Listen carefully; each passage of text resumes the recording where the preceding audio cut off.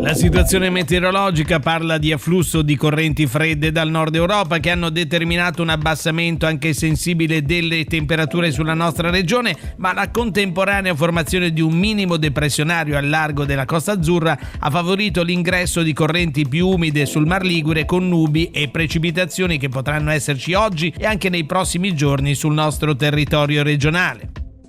Nel corso del pomeriggio, oltre alle nuvole, avremo rovesci intermittenti che andranno a interessare l'estremo ponente e il settore centrale, possibili stacchi moderati sul genovese dopo il tramonto, specialmente nelle aree dell'immediato entroterra e sulle dorsali appenniniche, in estensione poi al levante in serata. Fiocchi di neve saranno possibili sul comparto delle Alpi Liguri tra il pomeriggio e la sera al di sopra dei 1000-1200 metri.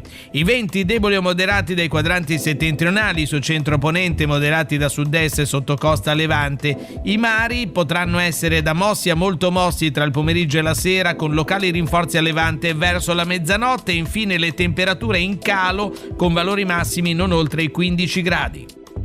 Per domani, giovedì 20 novembre, i tecnici limite si attendono ancora nuvolosità e deboli precipitazioni nell'entroterra del Levante, possibili fiocchi di neve al di sopra dei 1200 metri, cieli parzialmente o molto nuvolosi sul centro-ponente con deboli fenomeni in serata, nevosi oltre i 1000 metri. Sul Savonese costiero sono possibili schiarite, soprattutto la mattina. Venti generalmente deboli al più moderati dai quadranti settentrionali sul centro-ponente, dai quadranti meridionali a levante. Mare poco mosso, mosso a ponente, molto mosso localmente agitato su centro-levante. Temperature stazionarie nei valori minimi, possibilità di gelate nelle aree dell'entroterra. Massime in lieve diminuzione specialmente sul settore centro-occidentale.